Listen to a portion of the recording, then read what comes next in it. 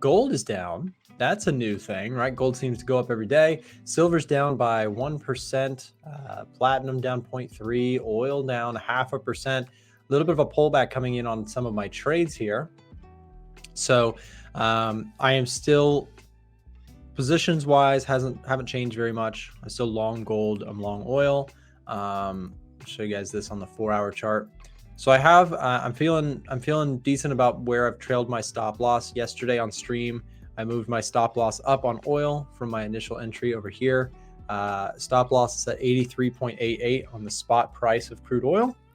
Also, I gotta fix whatever's going on with my hair today. I apologize for this unprofessionalism. Anyways, 83.88 is where I've got my stop trailed. We talked about it yesterday, but basically price spiked up to this area, rejected it, broke clean out, really strong candle there, and then retested that area and kept going. So my price action theory here on oil is that if it does pull back, that's fine. But where it becomes more than just a pullback for me, and probably where I just take my profits, is if price breaks this 84 level, right? So I have, again, like I said, that stop loss at 83.88 on the spot price of oil. And that marries up nicely with my USO position. So here's that. Again, a little bit of a pullback. Don't mind it as long as we stay above this little pivot spot here. So that's the update on oil. What about gold? Let's take a look at gold here.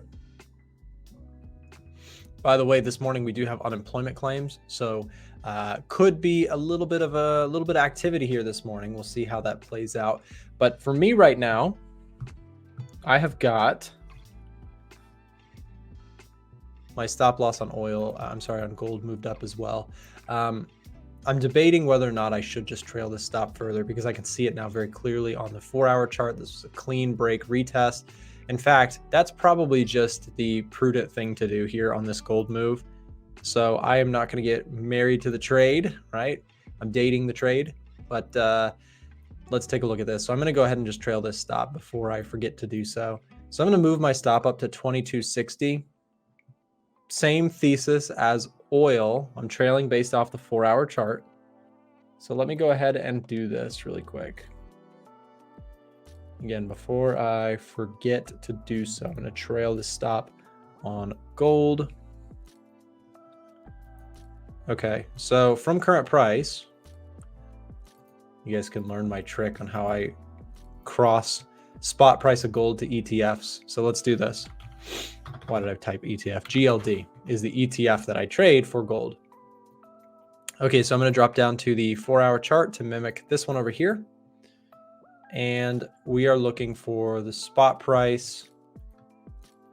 Stop loss has now moved 1.10% below it. So 1.10% below the GLD ETF is going to be 209.18. 209.18. There it is. Okay, I modified my trade. S&P 500 yesterday had a little bit of a bounce back move, but I think the big thing here is waiting for the jobs numbers, which, by the way, we do have at least some numbers coming out in the next 4 minutes here. So could be some volatility in that regard. Hey, Ivan, how's it going, man? Hope you're doing well. I hear some people saying haircut, but listen, my wife, she's in charge, okay? You guys can say, get a haircut, you know, it's too long, get a buzz cut. But I listen when it comes to my looks. There's only one person that truly has the strongest pull on what I choose to do, and that's my wife. She likes my hair long. I like it long too, to be honest. Keep the hair while you can. Yeah, that's fair. That's fair, Dan. I will. And see, that's the thing. I will. Don't mess with Miss Sykes, says Lily. Yes. That is right. That is right. Anyways, let's see what else. So gold is pulling back, oil's pulling back. 2-year yield, kind of flat on the day. It's our Edge Finder anniversary sale. If you want 40% off the Edge Finder, the absolute best deal of the year, don't wait and head on over to a1trading.com to chat with one of our representatives live right now. This is the biggest discount of the year, and we have so many new features to share with you, like our Smart Money Indicator that directly compares COT data and retail data against each other, or our brand new data scanners with even more useful information and accurate scoring than ever before. Now is the perfect time to get this powerful trading tool because the 40% discount won't last forever. Celebrate the Edge Finder anniversary by grabbing yourself a copy today on our website, a1trading.com. Again, we've got just about 1 minute, so I pull up the different charts so we can just get an idea of what is moving in relation to it. Why did gold take over my SPX spot? Gold's just wanting all the attention, I guess. Okay, let me do SPX. There it is. Okay, so we got S&P. These are all hourly charts. Let me save my chart. Got gold and oil, etc. About 30 seconds out from unemployment claims. We'll see if this does anything to the market this morning. Could move it, could do nothing. We'll just have to see what the numbers look like. So stick around here. We'll go ahead and do our breaking news.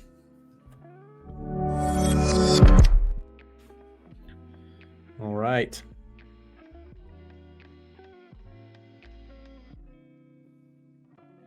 All right, coming in here now, should be getting claims. Let's see if it moves anything. All right, and just an initial blip higher on the S&P 500. NASDAQ, same thing. US 30, the dollar index slightly lower here on the hourly candle. Euro ticked up and pound did as well. Gold, oil. Let's go see what those numbers were. 221K. Okay, so that's kind of that's higher than expected. So remember what we just said. Higher than expected unemployment claims are going to be potentially weaker for the dollar, just because again shows some weakness in the labor market. Weakness in the labor market has been something that the Fed has mentioned is also very important to them in terms of keeping people max employment.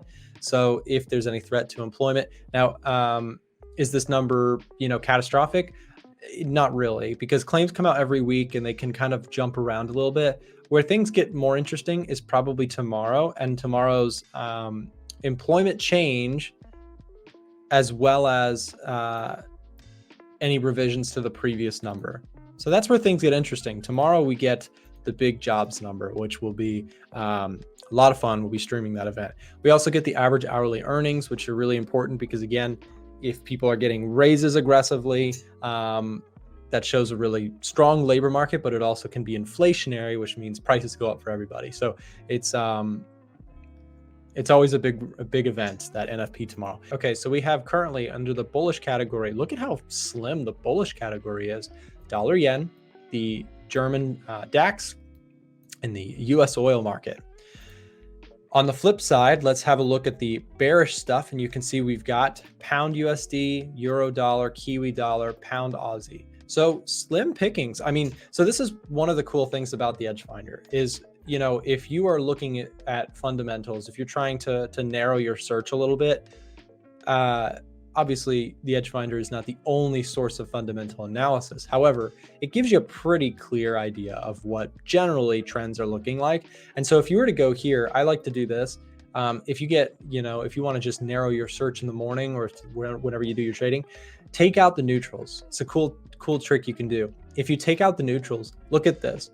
My watch list across all of the different charts that the Edge Finder monitors is only 7 different charts. So it keeps it really simple. So my watch list here today truly is only these ones. For my trading, for my momentum-based strategy, I use the Edge Finder exclusively to find my trades. So I'm looking at dollar yen, I'm looking at oil, I'm looking at all of these for possible setups that I like. I'm already in oil. I've talked about that already today. I'm trailing a stop on oil, which has been a phenomenal trade that I've caught with the help of the Edge Finder. And then I took a loss on Euro USD yesterday. So just transparently, the Edge Finder is not a holy grail, and I would never present it as such. So I took a euro dollar short that performed not so hot. So I sold euro on the pullback here, and that pullback went ahead and just ate my stop loss like really quick. But that's typically what happens on my losing trades. My losing trades are usually pretty quick. So as it came up to this point, I figured, okay, we had some pretty significant sell-off at this level previously. So I sold Euro USD at this level here. And sure enough, while it saw some initial reaction there, this candle took me out of my trade pretty quick. So I did take a loss on the euro yesterday against the US dollar. So is there another trade here? Maybe, but I just don't like the 4-hour chart as much. I liked it a lot here when it was moving just nicely in this downward channel. I liked that idea of getting short, but then when it my position was nullified, right? No longer valid.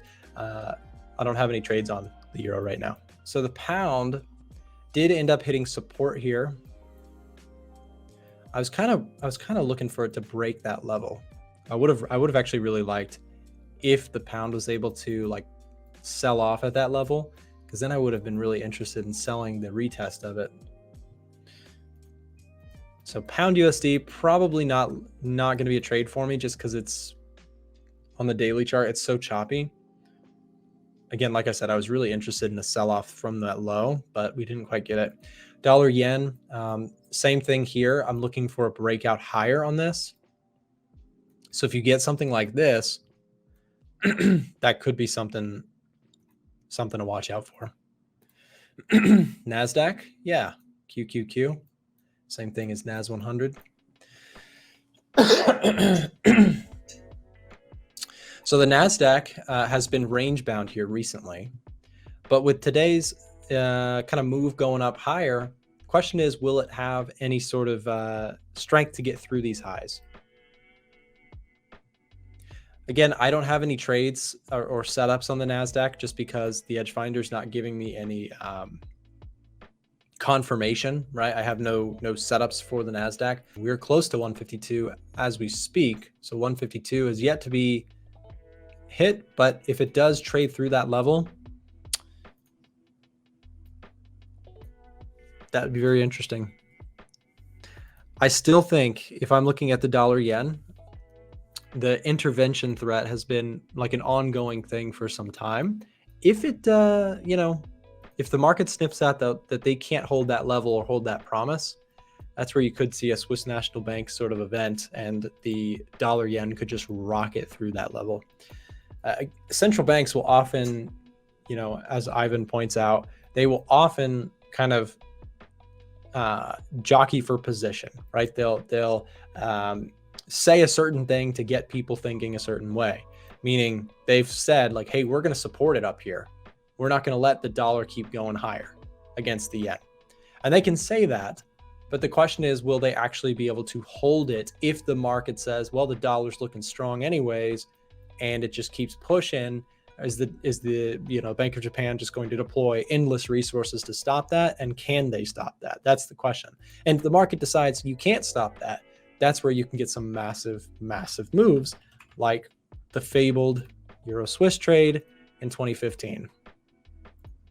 We love to talk about this one. I've talked about it like every day. I'm not going to say it again, but basically Swiss National Bank said they were going to support a price level. They took it back and boom, the market dropped 2,000 pips in like 5 minutes. It's crazy. So just because the other currencies are beating out the dollar in the short term does not mean gold has to go up, right? Gold goes up when what a more appropriate inverse correlation I think actually is the yields market.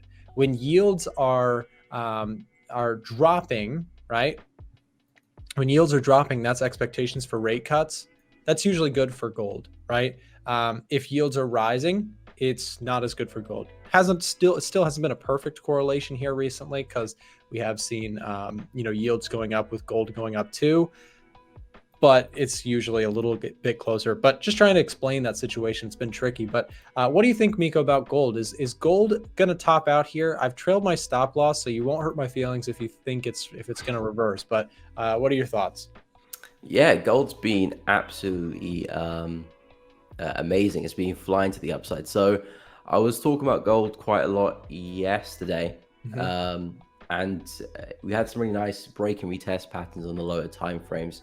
which would be neat and tidy to trade. And to be honest, I feel like gold has had its retracement, so I don't think I'll be hurting your feelings today, because we could actually be seeing some more upside if we do see that dollar weakness continue and maybe the correlation comes back into play. But from a technical point of view, on the lower charts anyway, we're seeing some really nice steady higher highs and higher lows. And we have pulled back into a nice area of prior resistance and naturally going to be acting as support as well. So I wouldn't be totally surprised if gold does make another move high and takes out these highs and we see another strong close. So yes, I do expect gold to retrace, have a bigger retracement at some point. But yeah, I wouldn't be surprised if we do see another push high. Yeah, it's just been a crazy move, and of course, silver has been even more impressive. I don't know if you've been watching that still, but silver has just gone absolutely parabolic in terms of return. I mean, this is from February 28th till about now. Well, to the peak that we saw overnight, 22.6% on the price of silver. Yeah. That is crazy. That's just a commodity. It's not a meme coin or anything like that. 22% is a huge move for a metal. So any thoughts on silver, Miko? Yeah, I'm liking silver, I must say, because I've been looking to buy silver, but it's just been in a very awkward place for me.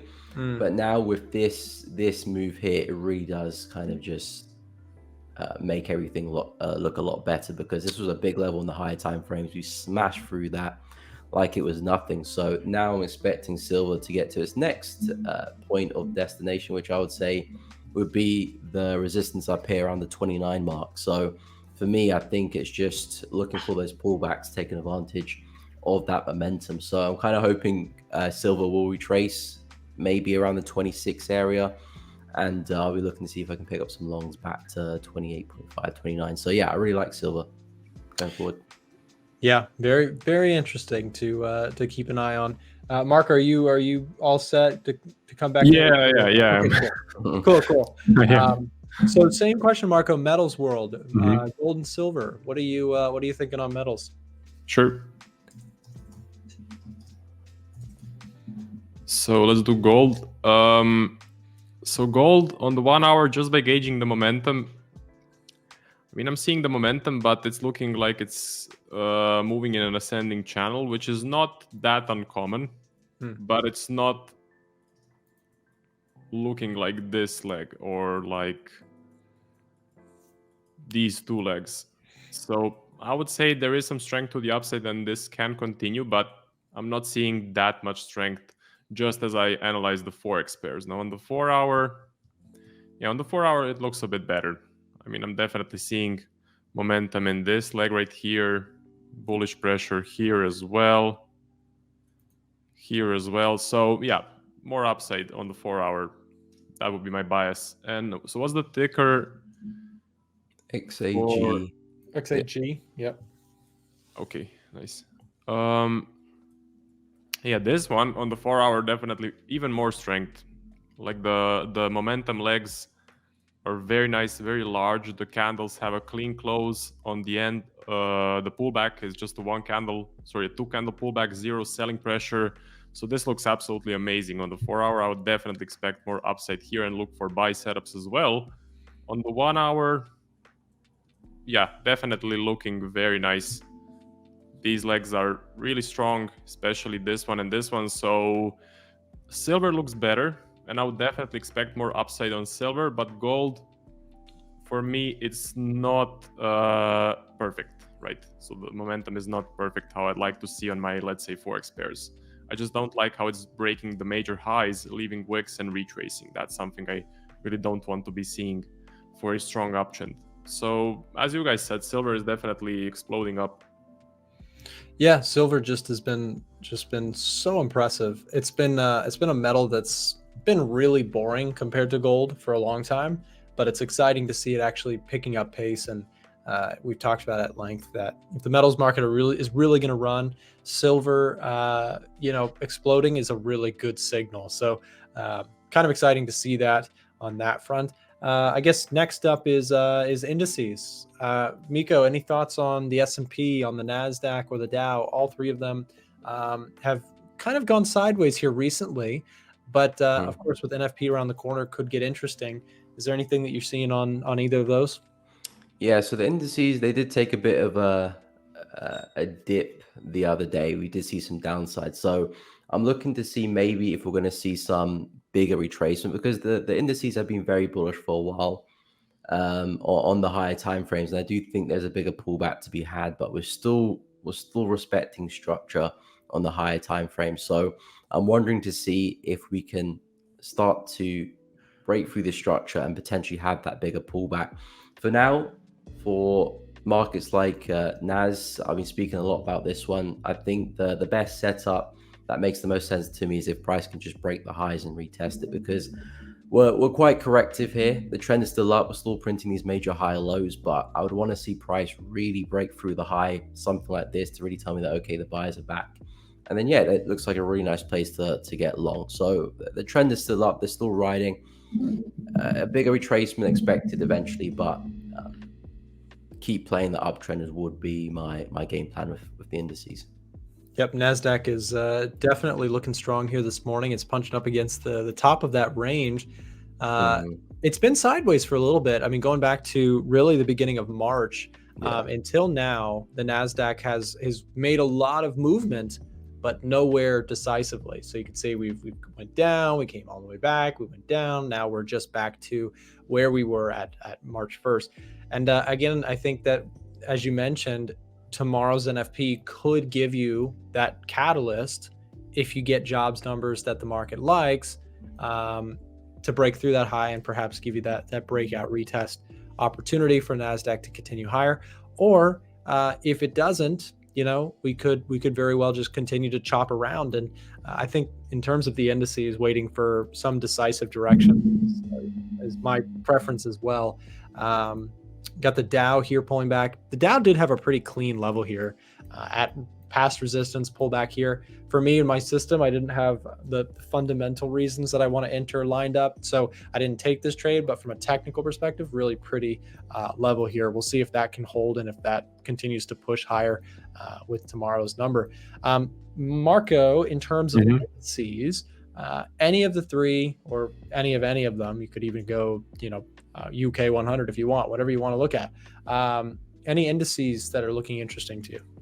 Sure. So the S&P 500, for me on the 1 hour, it's looking a bit flat here. Looking a bit flat, like it still has to pick a direction. On the 4 hour, it's going to look, pretty similar. So pretty corrective. I can put a rectangle around it, meaning it's not showing me much momentum up or down. If I squeeze out the price action, overall in a definite uptrend. So maybe if I go on the daily, it's going to print, very strong uptrend. So I would expect much more upside for the S&P 500. I do know the S&P likes to move a bit more correctively. It's not like this is what I want to see. This is how my Forex pairs move, for example. But this is also something the S&P 500 does as well. I have seen it happen. So I'm not seeing much indication of major selling pressure. If a candle like this prints, then I'll be concerned. But all of these red candles are pretty small. Nothing to be concerned about. So definitely more upside. Did you know we do a live trading show Monday through Friday with guests from all over the world? To get notified when we go live, click the bell button next to the subscribe button or check in at 9:30 a.m. Eastern Time. We have helpful, free content in the description below and on our website, a1trading.com. Thanks for watching today's video, and we'll see you tomorrow.